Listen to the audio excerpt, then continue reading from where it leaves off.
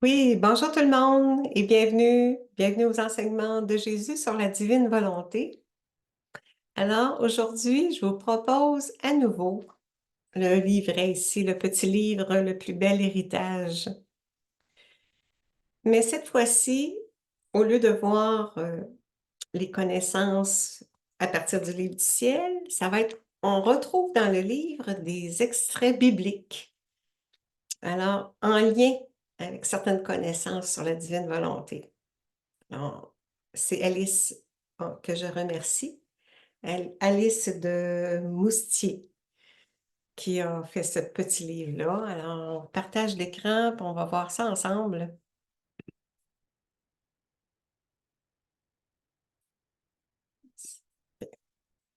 Alors, c'est ça ici, écrit biblique, le divin et le divin vouloir. J'ai appelé ça comme ça. On débute. Donc, le plus bel héritage, comme c'est indiqué ici, c'est la vie dans la divine volonté. C'est sûr et certain. C'est une vie nouvelle. On poursuit. Donc, le passage de la Bible qui dit « Il a plu à votre Père de vous donner le royaume ». Alors, c'était comme évident que aujourd'hui on le comprend, c'est le royaume du règne de sa divine volonté qui veut l'instaurer sur cette terre. Aussi, un autre lien à faire avec le livre du ciel, le fiat de la création, quand que, dans la Genèse, Dieu créa l'homme à son image. À l'image de Dieu, il les créa. Hommes et femmes, il les créa. C'est ça, Dieu, il a une puissance créatrice, il est créateur, il nous a créés. Lui, il était déjà existant, il appelle ça incréé. Il est incréé, et il ne peut pas se créer. Il est, depuis du début, alpha et oméga, du début à la fin, il est éternel. Alors, c'est ça. Mais le fiat de la création, ça, c'était décrété. La création, c'est fait. Dieu a manifesté la créature, puis a manifesté aussi, c'est ça, tout ce qui fait partie de la terre, au niveau de sa création. Oui. Ensuite, on voit un autre extrait biblique en rapport à l'autre fiat de la rédemption dans Colossiens. Donc, le Père nous a arrachés à l'empire des ténèbres. Il nous a transférés dans le royaume de son Fils bien-aimé, en qui nous avons la rédemption, la rémission des péchés. Alors, c'est en lien avec l'accomplissement du fiat de la rédemption. Le décret a été prononcé. Jésus est venu l'accomplir. Et oui, nous avons la rédemption par grâce, par Jésus. Aussi, l'autre troisième fiat, le fiat de la sanctification par l'Esprit Saint. Alors, c'est aujourd'hui s'accomplit cette parole. Alors, ça se renouvelle, c'est l'accomplissement de cette parole. On est sanctifié, sanctifié, sanctifié. Ça va s'accomplir, ça s'accomplit dès maintenant, là. Le fiat de la sanctification, l'Esprit Saint est à l'œuvre, là. Avec la divine volonté, on appelle, puis c'est ça, il est présent. Alors, un autre extrait biblique en rapport avec la divine volonté. « Oui, Seigneur, je t'aime. » Et oui, je t'aime avec ton divin amour. C'est ce qui nous enseigne dans la divine volonté. Parce qu'on n'est pas capable d'aimer, en tout cas, on aime de façon très limitée. Alors, Jésus nous enseigne qu'on peut aimer à son image, avec son amour. Un autre extrait, « Ce n'est pas vous qui m'avez choisi, mais c'est moi qui vous ai choisi et je vous ai établi, pour que vous alliez et portez du fruit et que votre fruit demeure, afin que ce que vous demanderez au Père en mon nom, il vous le donne. » C'est ça, c'est que on est revêtu du Christ, on est revêtu de ses qualités, on est revêtu peu à peu. Pour qu'on porte du fruit, il faut que lui vienne vivre en nous librement, le laisser passer librement. C'est comme ça que on appelle ça substitution divine. C'est ça, Dieu se substitue en nous, il vient vivre en nous, il se situe en nous. On a l'invité, puis on a à l'accueillir, bien sûr, c'est sûr. Veux-tu être guéri dans Jean? Cette question-là réfère à la guérison parce que notre volonté humaine, elle est malade, elle est dysfonctionnelle, elle est remplie d'orgueil de par la faute originelle. On est dans l'égoïsme, en tout cas, on est beaucoup plus on est dans la misère. Notre volonté, elle est misérable. Alors, on passe pour être guéri, on passe d'une volonté humaine à une volonté divine pour que notre volonté humaine soit la sienne, une volonté divinisée par l'union des volontés. Je vous prendrai près de moi afin que là où je suis, vous soyez vous aussi. C'est l'unité, souvent dans les lieux du ciel, l'unité de la lumière de la divine volonté. L'unité de la lumière de la divine volonté, ça, c'est faire un, l'unité. En faisant un, bien, on est avec Jésus, Jésus est avec le Père, donc on est avec la Trinité. Il les aima jusqu'à la fin. Donc, c'est un amour qui nous fait connaître que son amour divin, c'est infini, c'est illimité. Il nous l'enseigne, qu'il y a toute une différence entre un amour humain et un amour divin. Sans l'avoir vu, vous l'aimez. Sans le voir encore, mais en croyant, vous tressaillez d'une joie indicible et pleine de gloire, sûr d'obtenir l'objet de votre foi, le salut des âmes. Donc, on devient des participants, une divine participation à son œuvre rédemptrice. Il veut qu'on s'associe à lui pour le salut des âmes, réparer avec ses réparations divines de sa vie, de son humanité, de Jésus, qu'on offre au Père pour satisfaire la justice. Un autre passage dans l'Apocalypse, gloire à l'agneau immolé, il est roi pour l'éternité. C'est bon, ça nous fait penser à 24 heures de la passion de Jésus, sa mort, sa résurrection. C'est le Jésus qui a vaincu la mort, qui a vaincu le mal, qui est devenu le roi pour l'éternité. C'est lui, l'agneau immolé, qui s'est donné, payant notre condamnation à notre place. Alors, elle vient au-devant de lui. Ça fait référence à la divine volonté. Elle vient au-devant de lui comme une mère. Il s'appuie sur elle et ne chancelle pas. Donc, la divine volonté, elle est œuvrante. Elle vient, on l'appelle, elle vient, elle est là. Aussi, bien sûr, dans la prière que Jésus nous a enseignée dans Matthieu, là, que ta volonté soit faite.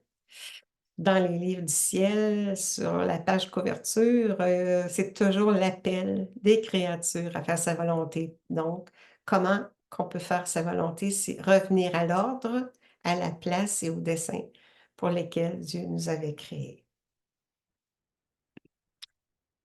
Un autre extrait biblique, une fois élevé de terre, donc l'ascension, j'attirerai tous les hommes à moi. Tout est par lui, avec lui et en lui. Ouais, se présenter devant le trône de Dieu, devant le Père, devant la justice de Dieu, revêtu de Jésus, avec lui, par lui, en lui. C'est Jésus, Dieu le Père reconnaît Jésus en nous à ce moment-là. Ayez la paix en moi. Dans le monde, vous aurez à souffrir, mais gardez courage. Moi, j'ai vaincu le monde. Si la souffrance est présente, tout le monde, on souffre de diverses souffrances. Mais Jésus, sa vie, c'était une offrande, une oblation de sa vie, un don de sa vie. Donc, on fusionne à son humanité, particulièrement toute sa vie, dès la conception jusqu'au moment de son ascension, toute sa vie, on répète ses actes pour les offrir en réparation. Parce que Jésus, ses actes sont divins, puis les réparations sont divines. Alors, ça répare pour les fautes du monde entier. Tes péchés sont pardonnés, donc la justice est satisfaite, elle est apaisée, amoindrie, elle est contentée par les réparations de Jésus, les divines réparations de l'humanité de Jésus. Demeurez en moi comme moi en vous. Donc, c'est l'union, même plus que c'est l'union à sa vie divine, c'est la fusion, même c'est l'immersion, c'est être investi de sa vie. Faire un. Donc, un autre extrait biblique en rapport avec la divine volonté. Priez sans cesse. En toute chose, rendez grâce à Dieu. Dans Thessaloniciens, c'est la volonté de Dieu sur vous dans le Christ. Jésus nous dit, priez, priez. L'acte continu, de faire des actes continuels, des actes divins, donc avec lui, investi de sa présence ensemble à ce moment-là. Des actes, nos actes, ça devient des prières, parce que c'est des prières d'offrande. Saint, Saint, Saint le Seigneur, le Dieu Tout-Puissant, celui qui est, qui était et qui vient. Alors, il nous enseigne dans la divine volonté, au-delà de la sainteté traditionnelle, c'est une sainteté divine. En Jésus habite corporellement toute la plénitude de la divinité et vous vous trouvez en lui, associé à cette plénitude. Il veut qu'on s'associe à lui, qu'on participe dans une communion, une commune participation. Puis la divinité, la vie trinitaire vient à nous habiter. Le Père, le Fils et l'Esprit Saint. Un autre bel extrait de la Bible, en elle, tout homme est né. Ça fait référence à Marie. Comment, dans les livres du ciel, comment Jésus en parle de Marie, qu'elle a une fécondité, une maternité divine, puis que nous sommes renés. C'est une naissance nouvelle, conçue, quand Marie, la divine volonté a été conçue en elle, nous aussi, là, ça devient une maternité divine, oui. Un autre extrait biblique de rendre gloire, comme Jésus dit, c'est un devoir de chaque créature de rendre gloire pour les œuvres, le louanger. Alors, toutes les œuvres du Seigneur, bénissez le Seigneur, à lui, haute gloire, louange éternelle.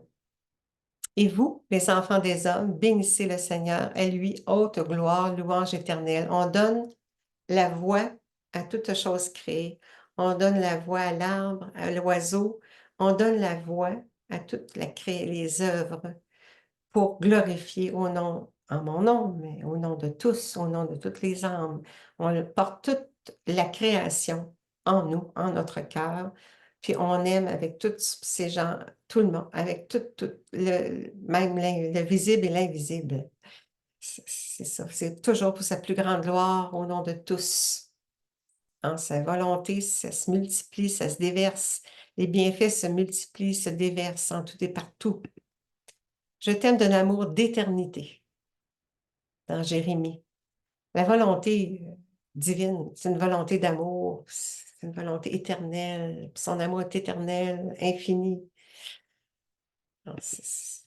Puis les bienfaits sont éternels aussi. Les actes divins apportent des bienfaits divins qui se multiplient à l'infini. Ça finira jamais. Ça dépasse l'entendement. À moins de naître de nouveau, nul ne peut voir le royaume de Dieu. La divine volonté, c'est ça, c'est une nouvelle création. Il fait de nous une nouvelle vie, une nouvelle création. C'est ça, parce que le divin fiat est agissant, puis il est créateur, il a un pouvoir créateur de nous recréer. Ah, c'est fort, ouais. Celui qui croit en moi fera lui aussi les œuvres que je fais. Il en fera même de plus grandes, parce que je vais vers le Père, et tout ce que vous demanderez en mon nom, je le ferai, afin que le Père soit glorifié dans le Fils. C'est possession de Dieu et de ses attributs divins. On vient prendre possession de Dieu, Dieu prend possession de nous. À ce moment-là, ses attributs divins nous sont donnés en partage.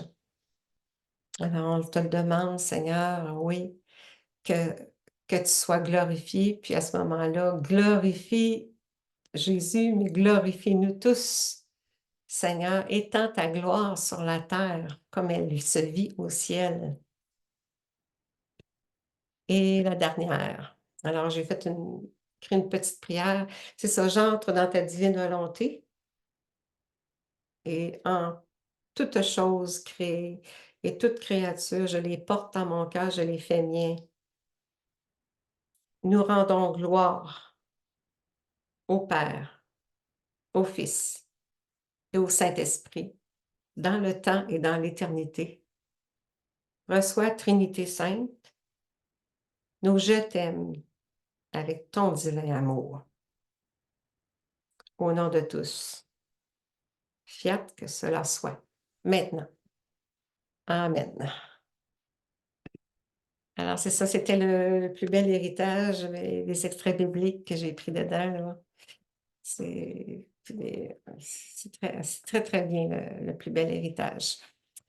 Alors, merci beaucoup tout le monde. Je vais arrêter le partage d'écran. Puis, je vous dis beau bonjour. Je demande au Seigneur qu'il nous bénisse. Au nom du Père qui nous recrée, au nom du Fils qui nous sauve, au nom du Saint-Esprit qui nous sanctifie et nous divinise. Amen. À la semaine prochaine. Portez-vous bien tout le monde. Au revoir.